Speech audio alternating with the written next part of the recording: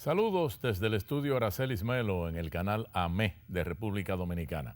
Amigos, cambiando el esquema tradicional de este programa, con motivo de fin de año, la pasada semana el doctor Juan Yadó, economista, consultor y experto en turismo, estuvo aquí como invitado para hablar de las primeras 6 sugerencias de medidas que él hizo en un artículo que publicó en el diario digital Acento con el título Conmoción telúrica como antesala del cambio.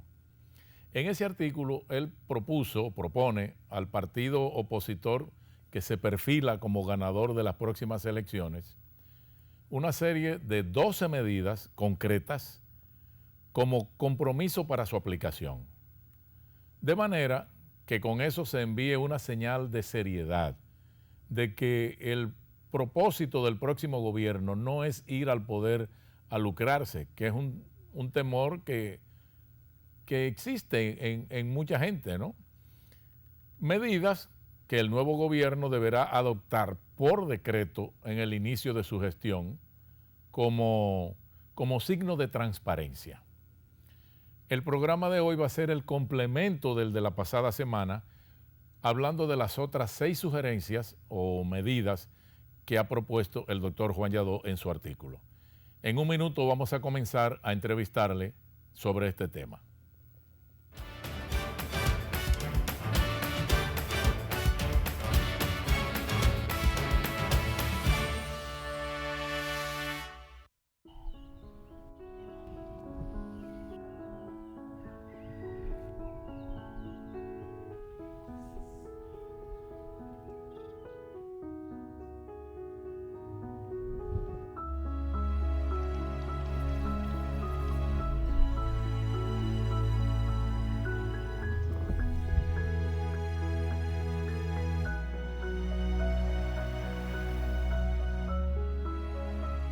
Los valores con los que se forman desde pequeños son la verdadera riqueza que los acompaña durante su camino a las grandes ligas.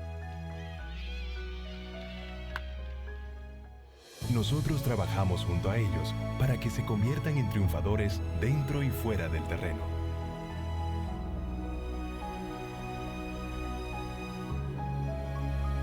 Los ayudamos a construir carreras de valor. Sabor a casa y a mis recuerdos, a tradiciones y colores de mi pueblo, el mismo aroma de todo el tiempo, el sabor que inspira y a mí me enamora. El sabor de mi pueblo es el que siempre llevo dentro junto a todos mis recuerdos, porque la buena amistad sabe a café.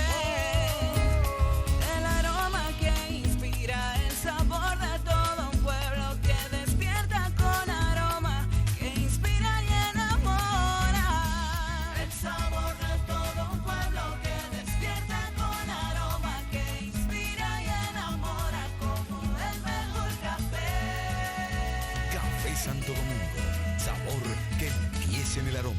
Tu café de siempre.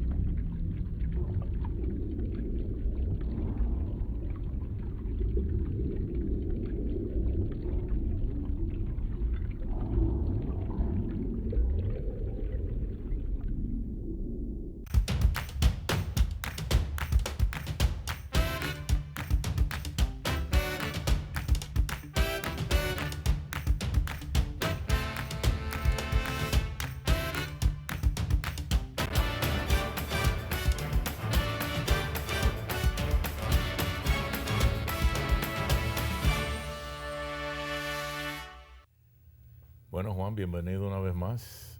Yo creo que tuvimos éxito la semana pasada porque mucha gente me ha comentado sobre las 6 de las 12 propuestas, las primeras 6 que tratamos en el programa de la semana pasada, y están ansiosos por conocer las otras 6 propuestas.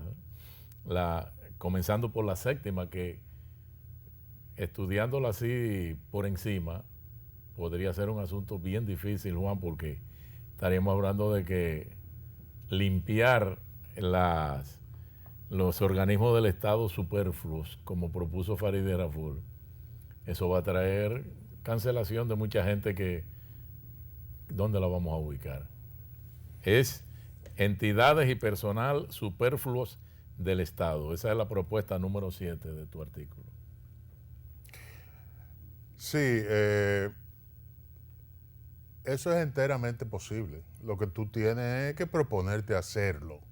Es decir, es necesario que tú traces un plan para que la gente que vayan a ser desplazada de alguna manera u otra no sufran una consecuencia tan negativa de quedarse desempleado. Tú puedes encontrar alternativas para que esa gente rinda una labor eficiente y adecuada para los intereses del Estado. Pero el Estado dominicano es elefantiásico, ha crecido dramáticamente en los últimos lustres y tiene 325. Hay una página del Ministerio de Administración Pública donde se listan 325 entidades, entre comisiones, direcciones generales, direcciones nacionales, ministerios, etc. Farideh Raful, la diputada por el Distrito Nacional, hizo ante el Congreso Nacional una intervención en que ella identificó 57 de esas 325 entidades que deben ser eliminadas porque son súper abundantes. Por ejemplo, nosotros tenemos una sección del Instituto Panamericano de Historia y Geografía con 22 empleados. ¿Quién conoce eso? ¿Qué hace esa entidad? ¿Por qué no se le traspasa eso a la Academia de la Historia, que recibe una subvención del Estado? Pero más allá de todo eso, es una entidad que no tiene, solamente hay 7 países en América Latina que tienen eso, producto de una decisión de los años 40 de la OEA. Eso hay que eliminarlo. Lamentablemente para las personas que están devengando, pero es que eso no tiene funciones y eso duplica las funciones de otras entidades del Estado. Entonces, es necesario trazar un plan para adelgazar al Estado y que lo que exista rinda una función y para beneficio de la ciudadanía y no para sencillamente tener una cantidad de comecheques y botellas ahí que no tienen ningún beneficio para la población. En ese punto tú mencionas los 15,000 informantes del DNI, pero yo no creo que esos 15,000 informantes sean con sueldo. Yo creo que ellos se refieren a 15,000 donde se incluyen los que reciben sueldo, pero también los muchos que lo que reciben, que lo que hacen es ser servidores gratuitos que ayudan Bueno, debo confesar que tenemos una tradición de chivateros. Sí, debo confesar que yo no comprobé si reciben sueldo o no. Esa es una información que salió publicada en la prensa y ahí está el enlace, en mi artículo está el enlace del parte de prensa que reportó esa situación. Y yo creo que si hay 15,000 informantes que reciben sueldo, eso es un escándalo. Yo tengo entendido, y a mí me parece, que no existe razón para que exista una Dirección Nacional de Investigaciones ya, un DNI. Nosotros no tenemos amenazas a la seguridad del Estado que justifiquen la existencia de esa entidad. Y lo que hace esa entidad es espionaje político. Eso hace daño a nuestra democracia. En consecuencia, no es solamente los 15.000 informantes, es la misma entidad que debe desaparecer, a mi juicio. Pero y entonces, ¿cómo van el presidente a enterarse de todo lo que hacen los líderes opositores, los periodistas que critican al gobierno, etcétera? Porque el DNI que le pasa su informe todos los días. Bueno, el presidente de la República tiene infinidad de canales que le informan. Se dice siempre que es el ciudadano mejor informado del país. Y ciertamente yo lo creo. Ahí están las encuestas para eso. Yo no creo que existan situaciones que pongan en peligro la seguridad del Estado como para que eso exista. Cada una de las ramas de las Fuerzas Armadas, por ejemplo, tiene una dirección de seguridad. Hey. Entonces, ¿para qué duplicar con esto? Eso es un anacronismo de los tiempos de Trujillo que ya no se justifica. Tú propones también cortar los privilegios a los congresistas, senadores y diputados. Bueno, si tenemos 190 diputados y 32 senadores. También eso significa para una población de 11 millones de habitantes tener un Congreso elefantiásico. No es necesario, a mi juicio, tener tanta gente en las cámaras legislativas para que hagan las leyes de este país. De hecho, hay algunas instancias de la sociedad civil que están promoviendo la idea de que solamente exista un Senado. Es decir, que sea un Congreso unicameral, como lo es en Perú, por ejemplo. Yo no veo por qué tenemos que tener 190 gente ahí en la Cámara de Diputados, cuando 32 senadores serían más que suficientes para legislar, y la otra función del Congreso, que es fiscalizar el gasto público y los otros poderes del Estado. Esos privilegios que tienen esos legisladores, como los llamados barrilitos y cofrecitos, son situaciones vergonzantes. ¿Por qué tiene que tener un legislador derecho a 2 exoneraciones de vehículos durante su periodo de gestión? Yo pienso que con una basta. ¿Por qué tiene que tener asignaciones extra a sus salarios para que puedan solventar algunas necesidades de su clientela política? Hay otras entidades del Estado que se ocupan de eso, como es el Plan Social de la Presidencia o los comedores económicos. No se justifica que los legisladores reciban todas esas canonjías y privilegios. Los legisladores en Suecia no reciben nada de eso y tienen que ajustarse a vivir en unos apartamentitos de 40 metros cuadrados cuando van a Estocolmo a hacer sus gestiones legislativas. Aquí lo que se usa esos cargos es para enriquecer a cierta gente, y eso debe cesar ya, porque esta sociedad no puede seguir con esos esquemas de corrupción. Yo veo que te preocupa el asunto de la atención primaria de salud, porque lo tienes como el punto número 9 de la propuesta. Asimismo, nuestra sociedad se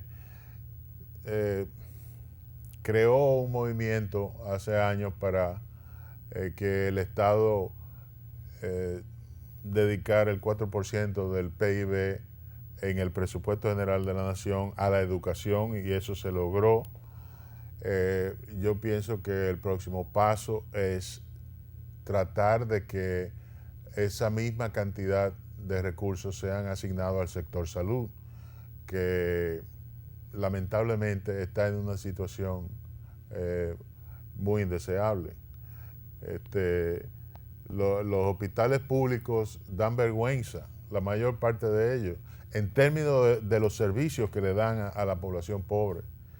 Y es necesario que haya una reingeniería del gasto público para que el sector salud, especialmente el sector público, reciba una mayor asignación presupuestaria, y eso pasa por poner en funcionamiento la estrategia de atención primaria que requiere de recursos para que la población pobre pueda tener una mejor y más eficiente atención de salud. Tú sabes que ahí también están los intereses de las clínicas y son pugilatos. Ciertamente, es decir, a los médicos y a las clínicas privadas les da miedo el que se ponga en funcionamiento el esquema de la atención primaria, puesto que así no cobrarían los honorarios y emolumentos que están cobrándole a los pobres ahora. Pero eso tiene que cambiar. Ellos tienen que entender que en nuestro país un cuarto de la población clasifica como pobre y que no puede seguir pagando esos emolumentos. Eso es el Estado a través de su red de centros de atención primaria que tienen que atender el primer nivel de atención, aunque posteriormente aquellos que es un 80% de las personas que buscan asistencia en el área de salud, el 80% no necesitan especialistas porque están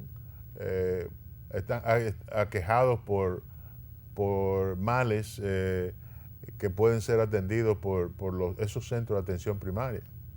En consecuencia, el Estado tiene que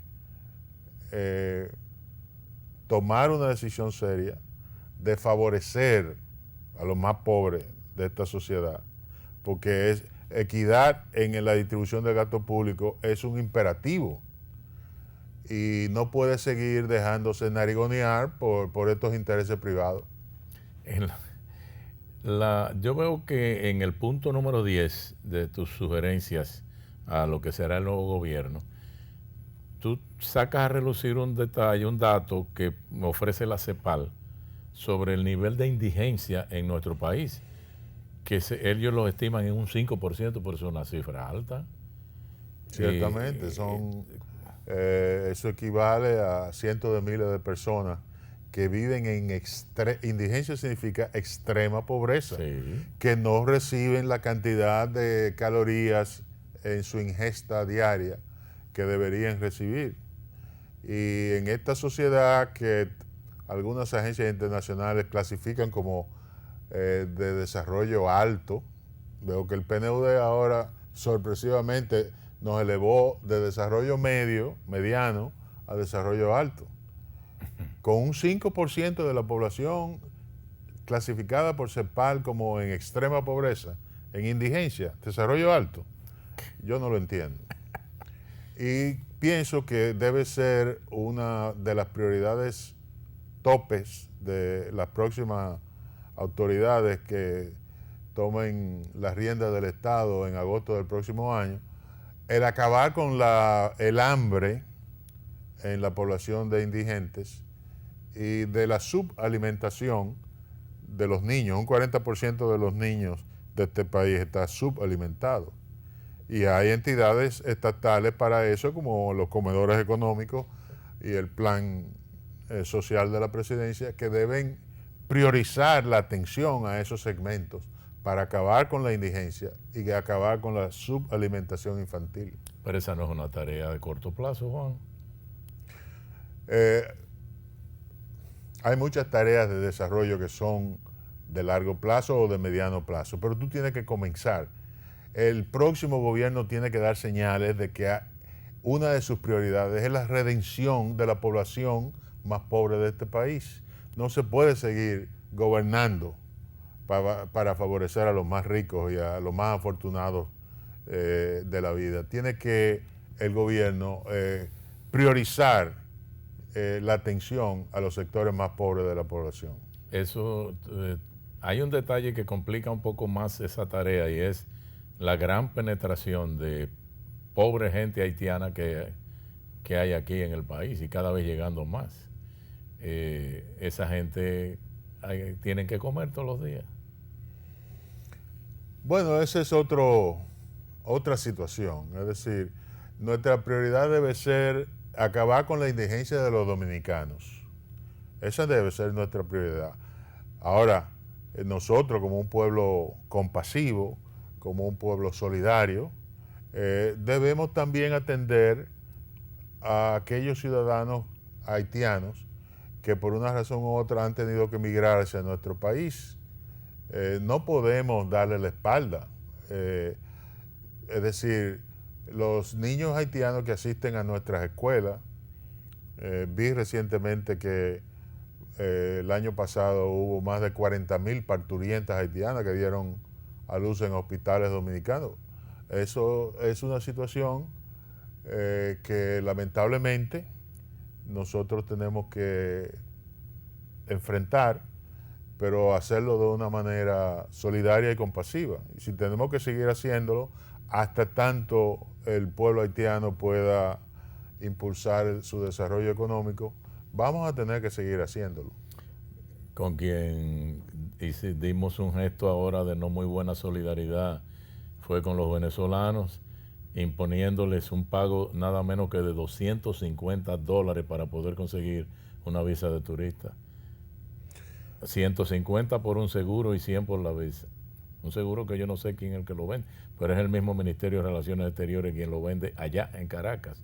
Oye, ¿tú sabes lo que son $250 para un venezolano?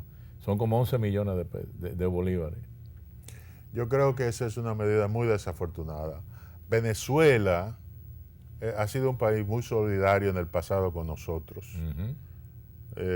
Aunque Bolívar no nos apoyó cuando Núñez de Cáceres quiso independizarnos de los haitianos y de los franceses, perdón.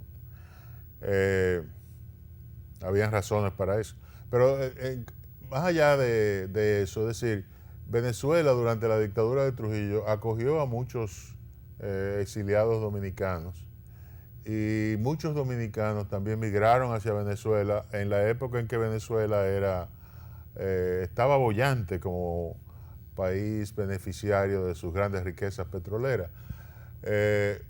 Apenas se estima que han venido al país unos 30,000 venezolanos como consecuencia de la crisis actual. Ese es un número ínfimo comparado con el millón de haitianos que tenemos aquí. De manera que yo creo que esa es una medida improcedente sí, demasiado fuerte. Indolente. El punto número 11 de tu propuesta, Juan, es el reajuste del salario mínimo. Sí. Bueno, ese sí que es una situación difícil. Yo admito que es difícil, pero según los análisis que han hecho muy reputados economistas, durante los últimos 20 años el salario ha perdido un 25% de su poder adquisitivo. En consecuencia, los salarios que se pagan a la clase trabajadora en este país deben ser mejorados sustancialmente. Y en eso los empresarios tienen que admitir que ellos tienen la principal responsabilidad. El presidente de la República actual lo ha señalado en ocasiones anteriores, lo ha señalado a cada rato el gobernador del Banco Central, que los salarios están en un nivel sumamente irrisorio. Hay que buscar la manera de que el empresariado nacional asuma el compromiso de mejorar los salarios, porque han perdido su poder adquisitivo y hay una injusticia fundamental en esa situación. Bueno, se dice que el costo de la canasta familiar son 30,000 pesos mensuales, pero ¿quién gana 30,000 pesos mensuales aquí? Bueno, los salarios mínimos van desde 8,000 hasta 15,000 o 16,000 pesos. Imagínate. Y en el gobierno, a nivel de empleado público, va entre 16 y 19,000 pesos en los ingresos por salario. Entonces, ¿se justifica el macuteo? Bueno, el macuteo no se justifica bajo ninguna circunstancia. ¿Y para completar? Pero ciertamente, es decir, mi propuesta es que se busque la manera de que los salarios mínimos sean por lo menos un 80% de la canasta básica que calcula el Banco Central. Si son 30,000 pesos la canasta básica, entonces el 80% serían 24,000 pesos. frente a 15.000, que creo que es el salario mínimo tope. Hay una diferencia de 9.000 pesos. A eso hay que buscarle una solución. El último de los puntos, el número 12 de la propuesta que hace Juan para lo que sería el próximo gobierno que ocupe el poder principal del Estado en agosto del 2020, es la disminución o eliminación de las llamadas muertes extrajudiciales, la muerte por intercambio de disparos, etcétera. ¿Estamos tan altos en eso? Bueno, esa es una situación realmente lacerante. De acuerdo a los reportes de prensa, desde 1997 a la fecha, es decir, en los últimos 12 años, han habido casi 5.000 muertos por intercambios de disparos con la Policía Nacional.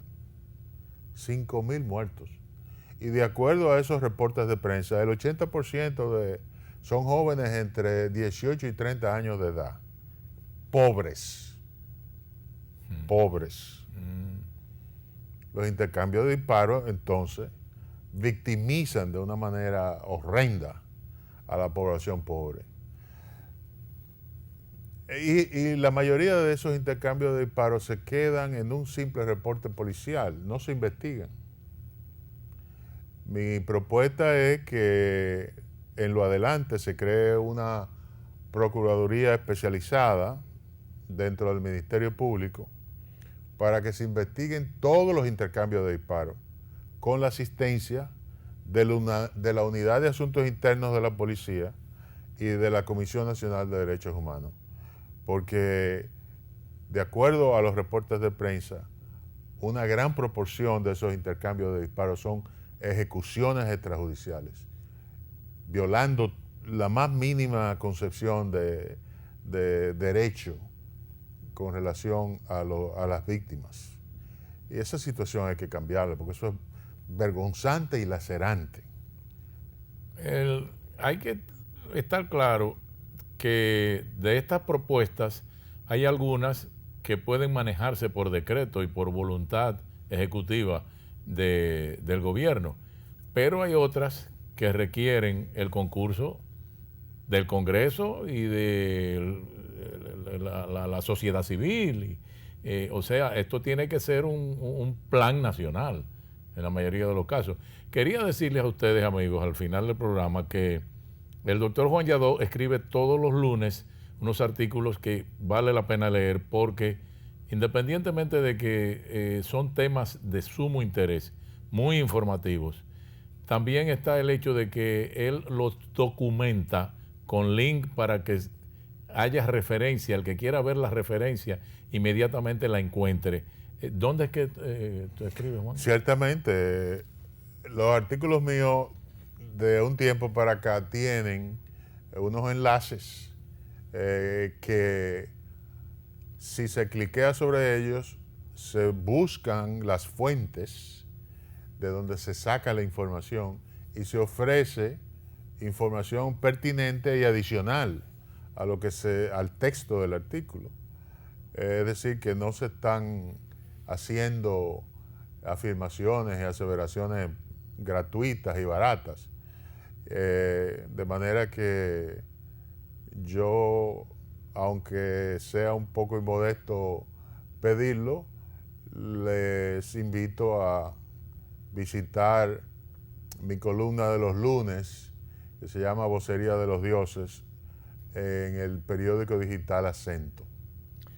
Bien, amigos, rompiendo nuestro esquema tradicional del programa con motivo de fin de año, hemos tenido hoy la honrosa participación del doctor Juan Yadó, economista, consultor y experto en turismo, hablando sobre el contenido de su artículo bajo el título Conmoción telúrica como antesala del cambio.